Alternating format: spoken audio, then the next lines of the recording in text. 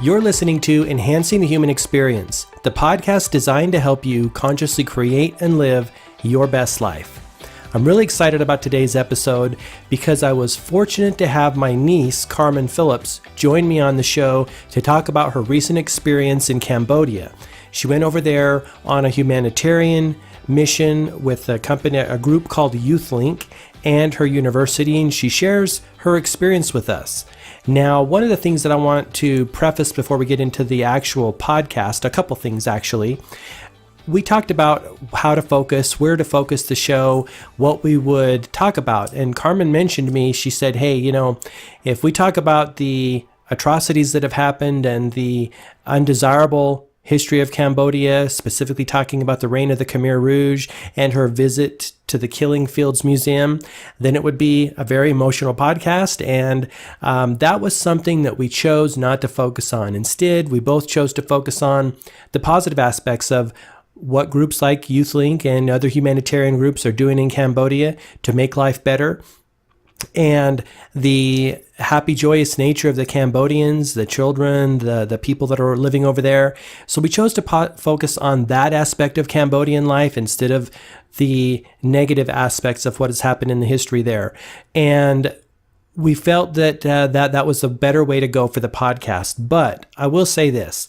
Offline, after the interview, Carmen was sharing with me some of her experiences visiting the Killing Field Museum and the impact that had on her. And she wanted me to share with you, and she shared this with me after the interview, that while they were at the museum, the people who are running the museum and doing that work in Cambodia really want to spread the message of sharing what happened there, sharing with the rest of the world what happened there. And they feel that it's a responsibility that we all have to tell the story of what happened there so that it doesn't ever happen again. And that was one of the things Carmen and I talked about. So I wanted to share that with you on the podcast. And I also have two other resources that Carmen shared with me that I'd like to share with you. These are now, one of them is a movie. It's in my Netflix queue, and the other is a book that I'm going to put into my Amazon wish list down the road or into my Audible. And the book is called The Road of Lost Innocence, The Story of a Cambodian Heroine by Somali Mam, and that is Somalymam. Now, this is a book that Carmen and her group read before they went to Cambodia, and it talks about this woman, Somali Mam's escape from a life as being human trafficked, right? Being a sex slave in that area, in the Asian area there, and her escape, and now her work getting other girls out of that trafficking, and her humanitarian work in that arena. So that was one of the books that Carmen recommended we read to give us a glimpse into what's happening over there. Again, the negative side, the dark side, but also the positive side that people like Somali Mom and others are doing in that field. The other resource she wanted us to know about is a movie called First They Killed My Father.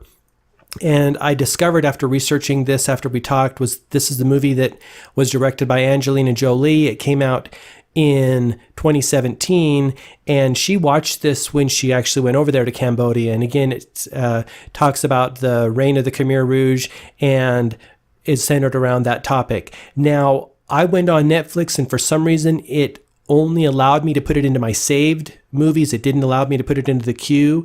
And so I'm not sure if it's just really popular and in demand and they just are out of them at the moment. But again, it is available on Netflix, or should be available on Netflix or wherever you watch movies. But it's called First They Killed My Father. And that was another resource she recommended we check out. The other thing I want to say before we get into the interview is, during the interview, as Carmen was talking to me about her experience there, I often thought of Tracy Larison's interview where she shared her experience with us about traveling to Cambodia during the reign of the Khmer Rouge and during what was happening there, and working to affect the field of consciousness, affect the field of coherence in that region to do what they could to alleviate the suffering and obviously the atrocities that were going on at that time. But if you recall, that was episode 37 of Enhancing the Human Experience. You can find that on my YouTube channel, youtube.com/gmarkphillips. But Tracy talked about traveling over to Cambodia and meditating, doing group meditations to affect that field and do what they could to help the Cambodian people during that situation. I just kept thinking about that, and it made me think of these, experiences that are crossing over. Of course, there are timelines involved, but that was one of the interviews that, is connected with this interview and with Carmen's interview here. So you can find that on my YouTube page or on my website, gmarkphillips.com. Again, that is episode 37. I'll try to link to that in the show notes beneath this episode and also in the description on my YouTube page. So I think that's all I wanted to cover before we get into the episode here. Again, I was super grateful that Carmen came on and joined me and shared her experience there. And if you can, check out those resources. I know that I'm going to look into those and get some more information on what's happening over there. This is one of the great things we are able to do here on the podcast is share one another's experience, right? Hear other people's experience and have it affect us, and we grow, we learn, and we come together and share best practices for living, quite frankly. So I was really excited to have Carmen on the show. Without further ado, let's get into the interview and hear Carmen talk about her experience in Cambodia. All right. Well, Carmen, I really do appreciate you joining me on the podcast and sharing your experience in Cambodia. You've only been back a couple weeks, I take it. Yeah, I got back June 10th. June 10th. Now, how long were you over there altogether? About 2 weeks. Oh, two weeks. So it was pretty in kind of an intense trip then, huh? Yeah, a lot of learning went on. Oh, I bet. So tell us what you did over there. You went to Cambodia. What was the purpose of going on that trip? Well, the purpose of going to Cambodia, we went and did humanitarian work in a village in the Pursat province, and we worked at the school, and we did construction, and we built a playground, a water filtration device, a reading nook for the kids. We also were teaching them health lessons, teaching them about English and other things like that. We had health fairs for the adults as well, so they could learn about why it's important to brush your teeth, or like why you should wear condoms, because in poorer countries, HIV and AIDS are a very big problem. Mm-hmm. It sounds like you did a lot. Did parts of your group focus on certain things, like some are building, some are teaching, or did everyone kind of just share everything? Well, we were separated into 3 committees. I was part of the cultural committee. There was the business committee, and then there was the health committee. Mm-hmm. And so you stayed in that committee then the whole time and did the cultural stuff? Yes. Wow. Yes. How many kids went, or how many kids? Was it kids and adults or just kids? It was college students, and there were some adults. We had 2 health care professionals, mm-hmm. and a couple of adults. One, my favorite teacher brought his dad, and that was a fun mm-hmm. experience for him. Oh, I bet. Mm-hmm. So were these teachers that you met on this excursion, or people that you knew prior to going over there? Well, so anyone could go on this trip, because my school, USU, Utah State University, mm-hmm. has a study abroad program, but they partnered up with YouthLink, which is a group that plans these trips, these humanitarian trips all around the world. Uh-huh. And so anyone could have gone. And so half of our group was people who were with YouthLink, and then half of us were from USU. Oh, gotcha. So now, were these people coming from, like you said, around the world, around the United States? You probably met a bunch of people from everywhere, right? Most of them were from Utah because YouthLink Hmm. has an office here. Um, Oh, mhm. So okay, gotcha. that's what they do, and it was really fun. Well, I can imagine. And so you worked through this YouthLink organization. How did you find that organization? How'd you know about them? Um, the teacher for the study abroad class actually has gone on youth link trips before Hmm. and had done that multiple times. And so YouthLink and USU were able to um, work together to get us in Cambodia. Gotcha. Yeah, well, I was super excited when I saw that you were planning this trip because you've been planning this for, has it been 6 months or a year? It, yeah, since about September, we've been Okay. fundraising and everything up until we left. I know, because there was a point in time when you didn't know if you were going to be able to go, right? You were still raising funds and being hopeful, right? Yes, and thank you for your donation. That helped Oh, a you're lot. welcome. Well, I hope so. It looked like other people were donating as well and helping you get over there. That's Mhm. able. I just wanted to donate because that's really exciting and what a great opportunity to serve them and learn, about that different culture. So, what were your impressions before you got to Cambodia versus after you got there? What was different about Cambodia and then the people and the life? Um, I was just expecting it to be different. I didn't know how different. Um, Mm-hmm. I knew that it was a poorer country and we're doing humanitarian work, but it was a very eye-opening experience because you realize that these people are just like us. The Cambodians I met were very happy people. They loved to Sure. joke around. They loved to just have fun all the time. They had parties. We went to 3 dances in the time we were in Persat, and Wow. and it was just so much fun. And they were just so happy and great. And so you realize that the world is just one big tribe, and we're all Yeah. connected. I've heard that from so many people who travel abroad, especially over to, Asian countries, and they just say people are just happy all the time. So what do they do? What do they do for fun over there? How do they spend their time during the day? Um, Contrast that between we do in the US. What do people do over there? Other than have these dances and parties. Well, a lot of the time they're working all day to make money.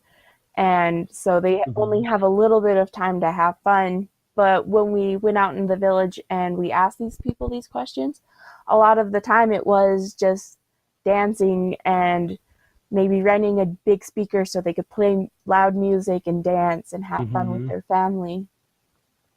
They Sounds like they have a good work-life balance over there. um, some do, some don't have the opportunity to. Sure, you probably saw some people that just work very, very hard, huh? Yeah, they all Yeah. work so hard and it's so hot there. It's amazing to see how hard they work. Yeah, well, what were the temperatures like and the humidity? How was that? I don't necessarily know the temperature But it was hot. because it was hot. I'm from the desert, so it was wet and hot, and all of us were just complaining that it was so hot and wet, and we were just saying, "Take us back to the desert." Uh-huh. That dry heat. You want the dry heat again, huh? Yeah, the dry heat is great. I haven't complained since. Yeah, we are fortunate, to live in the high desert in the north, in the western states here, Mhm. because I'll tell you those like lower states in the humidity or over where you were in Cambodia, it's difficult, isn't it? Yeah, and the air is So just yeah, it's thick, isn't it? mhm, Hmm. very So thick. you flew over into Cambodia, and and what city did you go into? And then how far away was this village you went to? Well, we flew into Phnom Penh, which Mm-hmm. is the capital, I believe. Mm-hmm. And after a few days, we drove to Persat, which is about a 3 to 4 hour drive. Mm-hmm. And I don't know how that equates into miles. Sure. Yeah. And Persat was the village that you were working in, right? Well, Persat is a province, Oh, that's but right. there was like a village there. Okay. How big was that village? Was it pretty sizable, or was there a lot of people there? Um, there were people. It was mostly just rice paddies and Oh, um, houses for the family. And so it's pretty rural in that village. yes, it was very rural. There was cows in the front yard, just strung up to the fence. Oh, really? Hmm. So most people are, would you say most people are farmers over there? Is that their major industry? Or do That they have like manufacturing too? that's how they feed their families. Yeah, Okay, gotcha. but Gotcha. yeah, rice paddies are very easy to lose rice if there's too much water or not enough water. You Gotcha. can't feed your family, and so that's a hard way to. I can Yeah. imagine. Yeah, if you're at the mercy of the weather or have you, too much rain and you could wipe out Mhm. your whole crop, I guess, right? Yes, and most of the time, this land, this tiny piece of land, sometimes is all they have to feed their family, but it's their most prized Hmm. possession. Oh, I can imagine. So was there a school building over there? You'd get together and teach these kids the all of the things that they're learning, or did you go out into the community and visited them in their homes? We did both. We There is a school there. It's an elementary school and kind of like the middle school before they go into high school, but they don't have a kindergarten. Okay, And so, it's go ahead. it's 3 classrooms and a library that's only the size of about one room. It was just one line, and they were just a little bit bigger than the average room in the US. Hmm. And so it wasn't a very big school, but it had many students. Are the students pretty excited about learning? What are they like? How's their take on Uh, what you're over there teaching them? the children there are absolutely amazing. They're so Hmm. kind. If they go and get snacks, they'll come and share with you. Like Really? they share everything with each other, even Oh, that's though so awesome. yeah, even though they only have like a couple of real to spend and get lunch for Hmm. themselves, they'll share with their friends, and Wow. they Sounds even like they're very shared with us. generous. Yeah, it was really amazing to see. Kind of And different than some of the people over here in the U.S., huh? yeah, they are so giving and kind.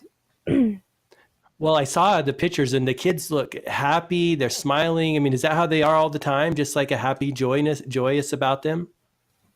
Yes, they're so happy all the time, and they always love playing games, and that's what we did most of the time there. We played games because sometimes we didn't have a translator when we were giving our lessons, so we had to Hmm. do our best of with what we could, and so we would play games because that's a language everyone knows is fun.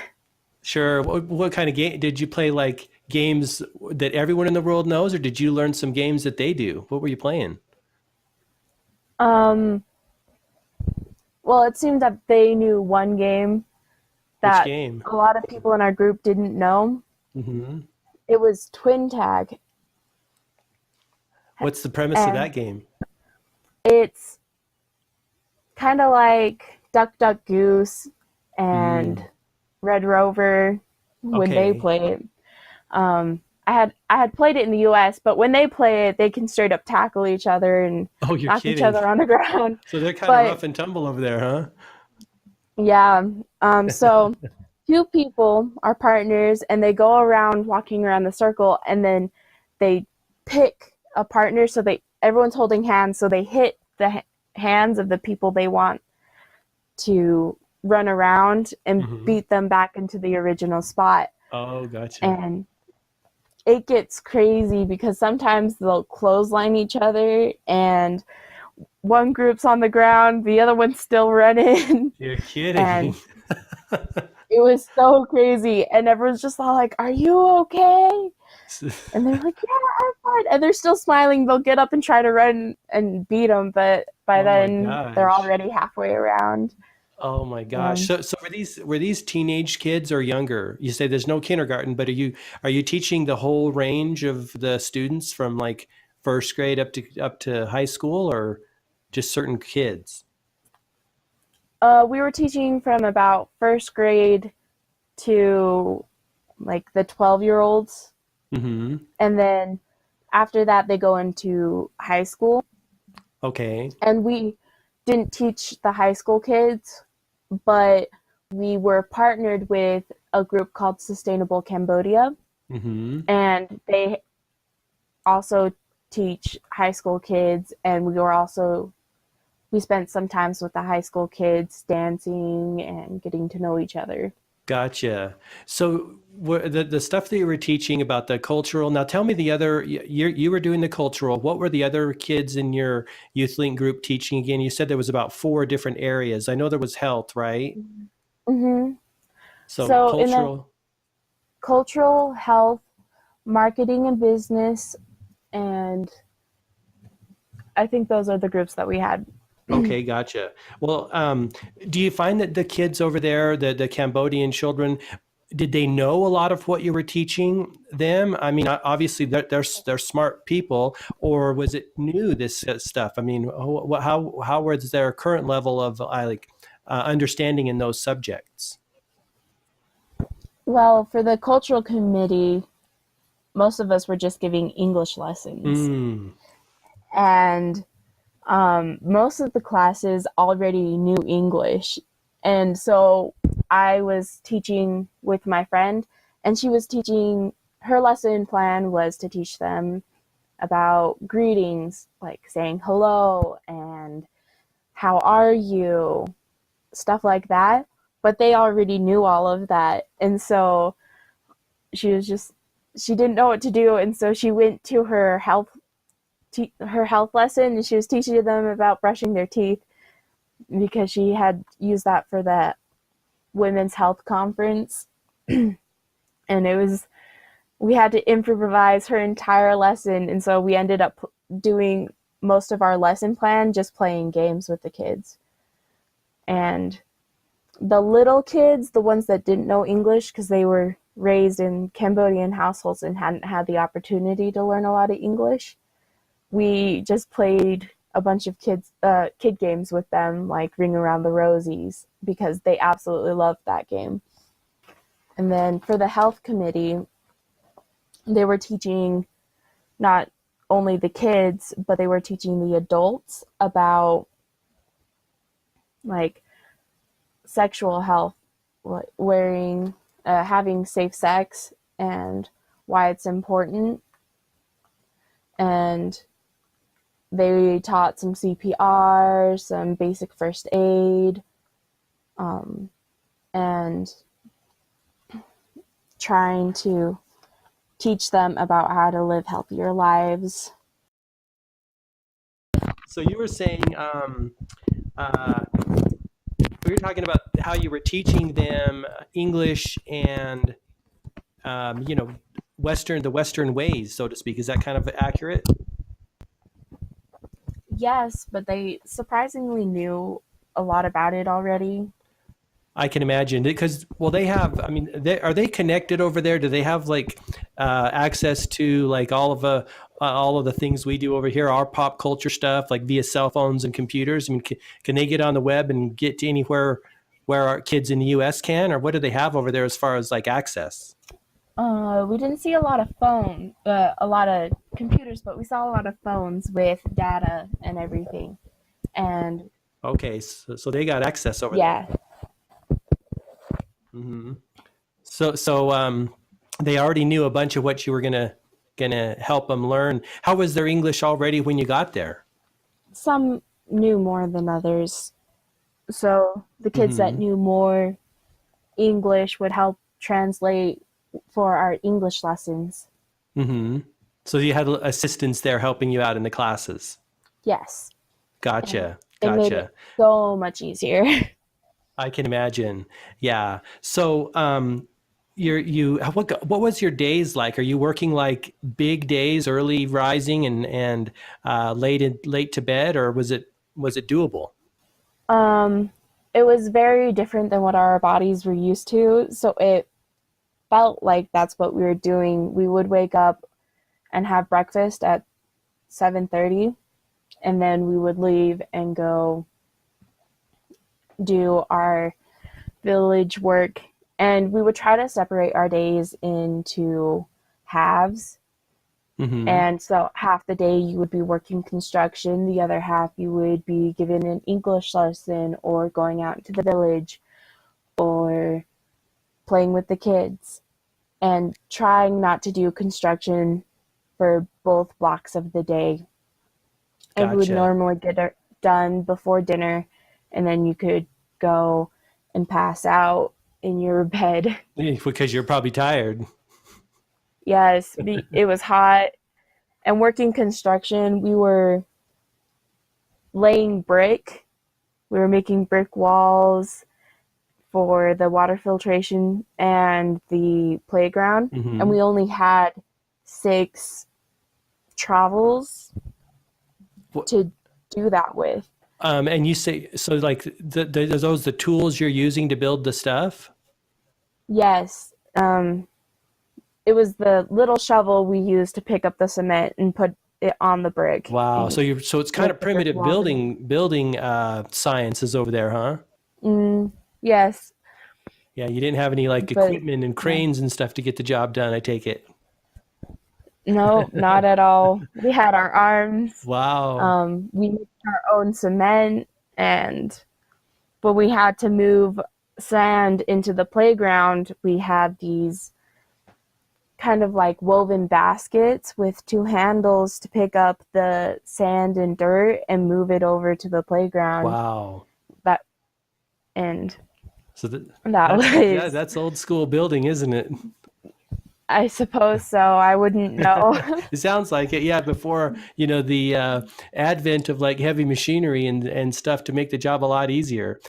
You were kind of helping out the builders too. You weren't just in the classroom all day, were you? No, and we were trying to do most of the work, but we had uh, an actual bricklayer that had Mm. volunteered his time from the area, and he just put Oh. the rest of us to shame. He could lay down an entire 3 feet of like brick by the time it took us to do one.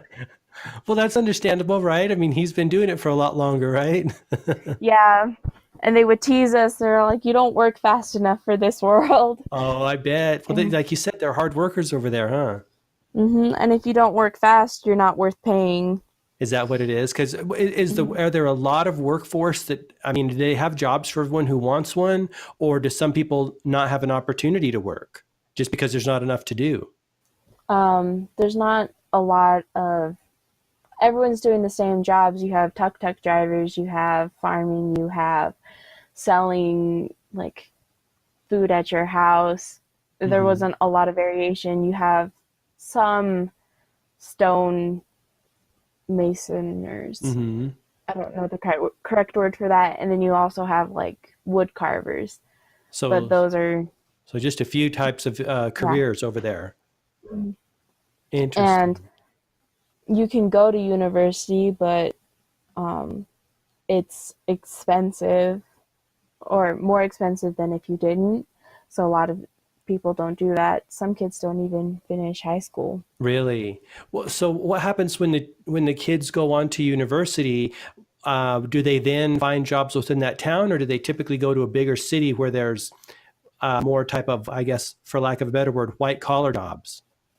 Um, I don't know too much. I know that they have a lot of different careers.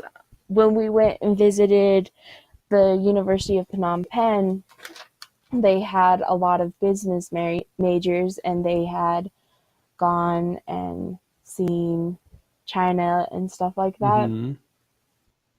So that, And they, and so they're bringing that, oh, not, they're bringing, trying to bring business back to grow their economy, it sounds like. yeah, I think so. I did not have the opportunity to learn too much about that. Sure, sure. So, so obviously at the end of the night, you probably slept really well because you're mixing it up with teaching and building these things. That's kind of fun though, isn't it? To kind of do half intellectual and half physical work.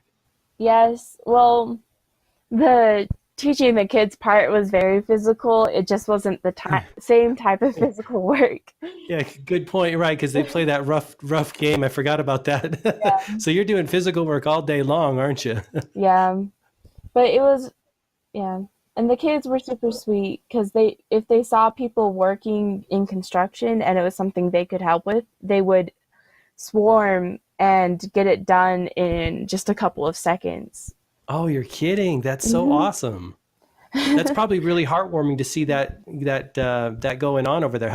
How did that affect you? Were you kind of like blown away by that to see all the generosity and the kindness of these kids and the people? Yeah, they were so selfless. Like, we were over at their houses asking them about their lives and finding out that um, they had to work all day long and they didn't have time to do certain things, and they would share their food with us. Um, they grow their own mangoes, and so sometimes they would chop up a mango and give it to us to eat, Mm, and it was so kind of them, and it was very touching. sure, because they essentially that's something that they could sell and make money, right? And they're just giving it to you, huh? Or used to feed their own families. Oh, good point. You probably have a different view of the, United States and our abundance here after coming back. Yeah. How do you look at the grocery stores? Because you probably didn't have grocery stores like we have here over there, right? No, they don't have refrigerated sections very often. Mm-hmm. And if it is, it's just for like the cold drinks or ice cream Mm-hmm. or the ice that they use to make certain Yeah. drinks or So I bet that was yeah. very humbling, huh? Yes, I also find that now first world problems are not as big of a deal. Totally, yeah. That's. I'm glad you said that because when I see what's happening in other countries, in these third world countries, like economic issues and the way they live and how hard they have to work just to meagerly get by, it really is humbling, isn't it? It makes you feel really grateful for what you've got. Yes, the freedoms that we have here are so amazing, and I feel like we take that for granted. I agree. Yeah. Yeah. In Cambodia, they can't even talk bad about their government Oh, really? because they legitimately have like people watching them. Really? So Hmm. they obviously don't have free speech over there. They have to watch what they say, huh? And Hmm. yet they're still happy. See, that's interesting. Yeah. Yeah, So in and addition it was, to like the mangoes and stuff, what was the craziest thing you ate over there? Or did you get adventurous in some of the food, or do they even have crazy food? well, because of their history, Hmm. they have some crazy dishes because during the Khmer Rouge's Hmm. reign, they didn't have food to eat. Mm. So they would go out into the wilderness and eat whatever they could. And so now they have tarantula dishes. Oh, you're kidding. Now, what is that? Hmm. Tarantulas? Well, but when you say, yeah, I know what a tarantula is, but when you say tarantula dishes, those two words don't exist in my vocabulary. Like you, now tell me what that looks like. I mean, is it well, chopped up tarantulas? What is that? um, well, I didn't eat any. No one in my group did. Okay, so you weren't But adventurous like that. I don't blame you. I don't know that I could eat then that either. But how do they prepare it? they mostly fry it.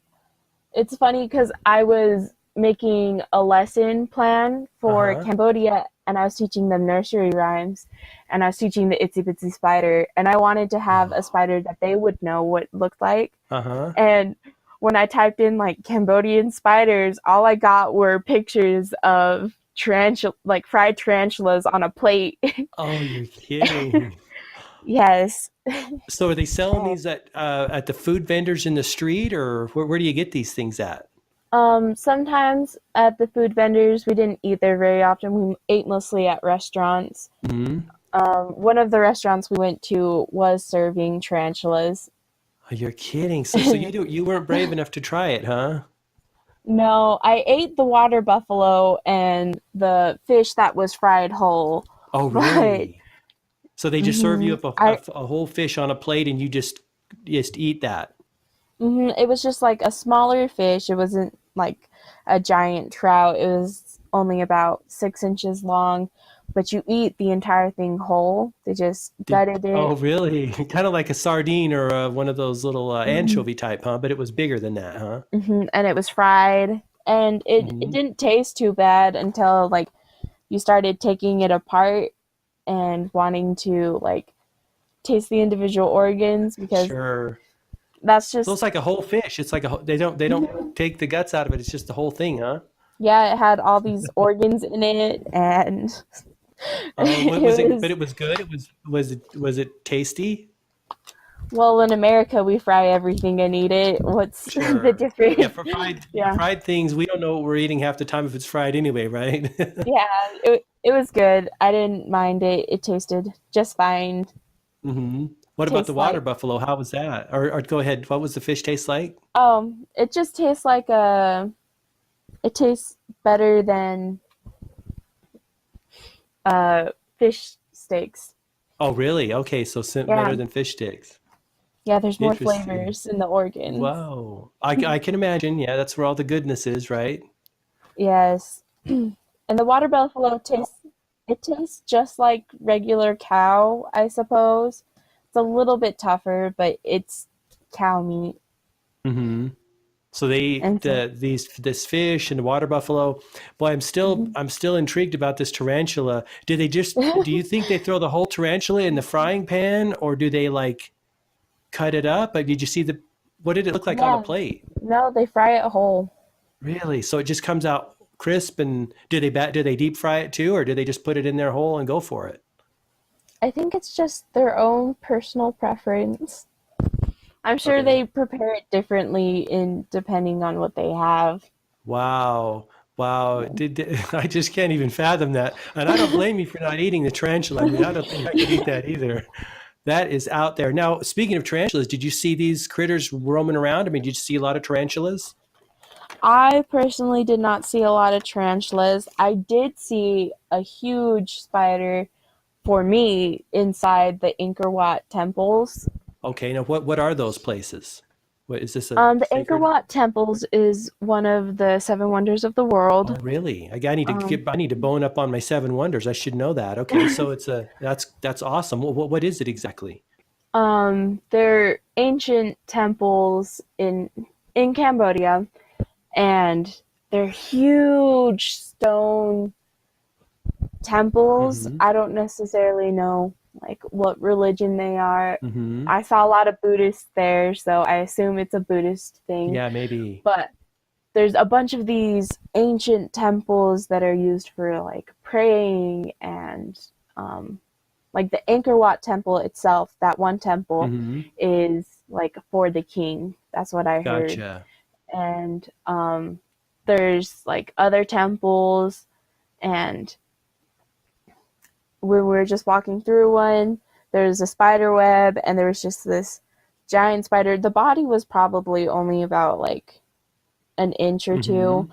but like its legs spread out to be about like six Oh, inches, really? Oh my, like not, that's yeah. big. It was it was a big spider, and I don't know how to describe it right because I don't know like how to describe spiders, but it was like as big as a large Yeah, hand. well, like you said, over there in the hot, humid countries, they have different creatures, don't they? They got all sorts of like weird stuff going on. Did you see any Yeah, scorpions and or other type of critters like that? if I did, I decidedly to like not see I it don't blame you. because I know other people were seeing bugs, but I didn't see anything. So, Okay. yeah. Yeah. Well, they must be just farming these tarantulas then if they're not running around in the streets and around the neighborhood. It's just so bizarre. I'm gonna have to go online and look up what did you call it? A tarantula dish, right? Hmm. And they have a bunch of pictures. I'm gonna have to go check that out because that is the furthest thing I would ever consider eating. But like you said, these people had some very horrible times to go through, and they had to get resourceful. So these eating habits kind of came from that, didn't it? I feel like like some people in some Cambodians won't even eat tarantulas Oh, because they don't like them. I don't blame them. Yeah, but some of them are Wow. more scared of snakes, as though we went to this one lady's house and she told us how a snake had gotten into her bathroom, and if you're not careful, they will go into your bathroom. Mm. But she killed it, and then like we're just all like, "Did you eat it?" And she was like, "Yeah." And then we're like, "How did it taste?" And she was just all like snake. Yeah. Did you have an opportunity to eat snake over there? No, not no. Um, I know that they do, and I know like people all over the world do, but I didn't have Yeah. the opportunity. I haven't eaten snake myself, but I would actually try that as opposed to a bug of some sort. Yeah, So in addition, go I ahead. oh when we went and visited the university, a girl told us that there was a bug cafe where they make dishes with Mhm. bugs. Like so, they had the like tarantulas, but they also had like cricket Oh cupcakes no. and things like that. And we're like, we'll have to go. Uh-huh. Not going. Well, that's what I've heard is that they have all sorts of different types of crickets and ants and stuff over there that they eat. It's just really bizarre outside of my food choices. Hey, high in protein. Yeah, that's what I've heard. That is what I heard, and I guess it doesn't get much higher than a bug. Oh my gosh, Carmen. So what else do you want to share about your experience over there? What haven't I asked you? I had the opportunity of working with a lot of organizations when I got in country. Mm-hmm. And so, as you know, I'm a student at USU and I went to study abroad, but study abroad was connected to USU. And as we were preparing, we needed to fundraise money to go to Cambodia and also fundraise money to pay for the projects that we'd be doing in country, Mm-hmm. like the bricks and the cement and everything that we did over in the village. Mm-hmm. And so we had to fundraise clothing. And so we worked with Big Brothers and Big Sisters, and we filled half a semi truck Wow. with clothes. And we were the smallest group that YouthLink had, and we had donated the most. Really? That's awesome. Hmm. And And then that we money were helped you get able over to, there, helped you do your work. and we had extra money to save for next year Mm-hmm. for when we go to Kenya. Oh, so they go a different place each year? Um, just on my campus because we Mm-hmm. decided that we're gonna go together. The same group of Because kids. hmm Great. So Kenya so next year. I'm hoping on it. Will it be about the same cost wise, or will it be different I different hear amount to it's get there? Yeah, I hear it's more expensive, but I'm still Hmm. on the fence on whether or not to go to Kenya specifically. Sure, as opposed to maybe going back to Cambodia or what? Yeah, well, I want to go to Cambodia in a couple of years. Hmm. Give the kids some time to grow up, but before they switch villages. Hmm. Well, it looked like you had a really deep bond with those kids, and I can understand why if they're happy all the time. Like I saw your pictures on Facebook, and it looks like Yeah, they seriously loved you being there. yeah. Um, if you just open up your heart to the kids, these kids will absolutely they'll hook onto you, and you'll be the person that they pick. Like each kid Mm-hmm. had a person, That they and connected with.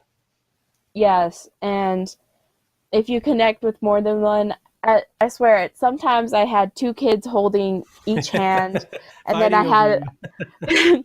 and then I had another kid holding my arms, and or two kids holding my arms, and then I had two kids in front holding my sides. Oh, that's so awesome. You Yeah, probably felt that probably makes you feel really good, huh? there was one girl every time she got swarmed off the bus, because when you get off the bus, they put on flower crowns on you, Mm-mm. and they like give you hugs, and you're just saying hello, like good Mm-hmm. morning, and they're just like, hello, good morning. And they just make you feel so loved. And she's just all like, I came halfway around the world just to get this kind of Oh, love. totally. Yeah, because that sounds very foreign from our. We're so busy here in the West. Everyone's got their nose to the grindstone or nose in their cell phone, and we just don't do that over here often enough, do we? Mm-hmm. That's so Yeah. awesome. And when you put down the phone, because they look at you weird if you have your Do phone, they? mm-hmm, they're kind of just like, what are these people doing? And if you have your phone out, they are kind of just like, what are you doing? Like, they look at you So it's weird. just so you just don't fit in over there, huh? They just kind of look at you like you're odd, huh? Yeah, and they'll tease you like, look at this American, always obsessed with their phone, you know? Or Okay, so they know how we are, huh? mhm, they know how it is. Um, Hmm. and we just got to see a lot about this country. I feel like we barely even delved into all that like happened. Well, yeah, I mean, you're in a sense, if Yeah. you're just there for a couple of weeks and you've got an agenda, there's probably, only so much you can experience, right? But just having that is such an eye Mhm. opener. Obviously, in the takeaways like you've shared with us here, the feeling really humble and gracious for what we have over here in the first world. I mean, that's like you're going to carry that with you for a lifetime. Absolutely. And just like being able to appreciate all the opportunities I have, Hmm. and like understanding the freedoms I have that other people don't get to have. Yeah, I wish I would have done something like that at your age. It would have been a huge, it made me feel a lot more grateful for the opportunities I have because, like you said, we sometimes take the opportunities we have here for granted because they're so plentiful and they're so everywhere. Whereas people in foreign countries, not only would they kill to have or almost kill themselves to get over here to have what we have, but they'll do anything, won't they, to try to get over here. We're really fortunate. Hmm. Yeah. And I don't know. Before I left, my mom had told me that there was a man I knew from Mm. Cambodia, and I had like grown up with Mm-hmm. him in Fillmore, Mm-hmm. and his name was Bissaras, and I never understood. Um, like my dad would be like, he lives in like a 10 by 10 room with his son, and then a couple years later, his son left, and I never understood why he stayed. And my dad told me it was because he had nowhere else to go. And I Gotcha. didn't understand that until I went to Cambodia and I learned about Cambodia's history with the genocide Mm-hmm. and everything that had happened. Mm-hmm. And it just makes it puts everything into more perspective. And um, I was just glad to be young and to learn about this than Mm-hmm. older and then to finally gain a point of view on this. And Yeah. YouthLink has a saying is like making lifelong humanitarians, and I Mm. feel like with our entire group, that's what they did. Well, And that's really awesome. I mean, yeah, you're right. It changes you, doesn't it? yeah, I feel like a renewed commitment to serve others and be more conscious about things going on in the world. Yeah, well, what a gift you have, like you said, to get it at such a young age, because that's really when life gets great, is when we are giving and sharing. It fills our cup up and we get happy and also Mm-hmm. helps other people, I think. Mm-hmm. It's Yeah. counterintuitive to how the human mind wants to work instead of this like me, what can I get, right? Instead of what can I give and how can I serve others? Yeah, and it feels so easy because we went to like the Anchor Children's Hospital. We went to the landmines. We went to like these museums that are very like funded and are trying to help all these people, and all it takes is just someone donating a little bit of money, even though it's nothing for them. $1 is like 1,000 real. So that goes far. $1 goes far over there. Buys a lot, huh? So it was Yeah. so humbling to get to see these organizations and how they're helping other people. And Well, and I'm glad you said that. Yeah, because we don't know how far the dollar will go over there, or how much help we can get to how much we can be, right? yeah, and you can do so much for the world, even if it just seems like a little bit for you. That's a good way to live. That's so true. Well, Carmen, thank you for coming on the podcast. I really appreciate you sharing your experience with us. Yeah, no problem. I was really glad to get to talk about my experience, even though it was just a little portion of what happened over there, Yeah. and try to like talk about some of the organizations that we got to work with and spread the word. Well, I mean, giving us a glimpse of what life is like over there and the happiness and generosity of those kids. I think people listening are going to definitely take that away. And that's the thing I like about, when one person has an experience like you sharing your experience with us and me, is we all get changed, don't we? I mean, it changes me. The listeners get a renewed sense of being grateful for what they do have. So I really do appreciate it, because it spreads that the experience you have is now able to be spread so that everyone can kind of touch it and taste it. So thank Yes, you. I hope everyone can get the opportunity to go and serve others. Yeah, I certainly would love that opportunity myself, and I'm going to put that on my list for sure. Yeah, and they plan the entire trip for you. And so you have very little to worry about besides fundraising for your stuff and going and doing for other people. Yeah, so that frees you up to focus on the work that you're there to do, doesn't it? Yes, it does. That's so awesome. And I don't think I would have been able to do this trip without the people at YouthLink or the people that push for me to go at school. Well, and I can imagine, yeah, because that's a big undertaking to orchestrate a trip like that, and get all the lodging and the flights and stuff like that. They do the foundational work so you can do your work. Yes. Awesome. Well, Carmen, thanks again. I really do appreciate it, and I know people are going to really enjoy hearing about your experience. Well, I hope so, because I really enjoyed it. Great. Thanks, Carmen.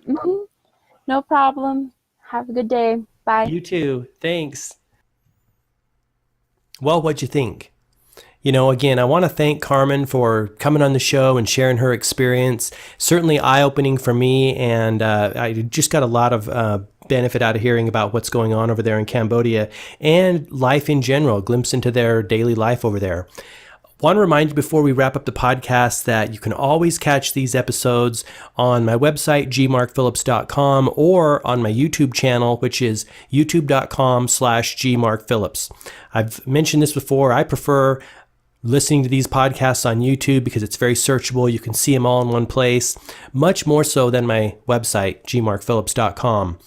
So if you like this video, if you like this interview, please give it a thumbs up and share it with someone who you think might benefit from hearing it. And also, why not subscribe to my YouTube channel so you can have access to all these interviews and all the great things that's going on here on Enhancing the Human Experience. Listen to all the amazing guests that I have on the show, sharing best practices for living and experiences that they've had. So until next time, all the best, health, wealth, and success. Thanks so much. Bye-bye.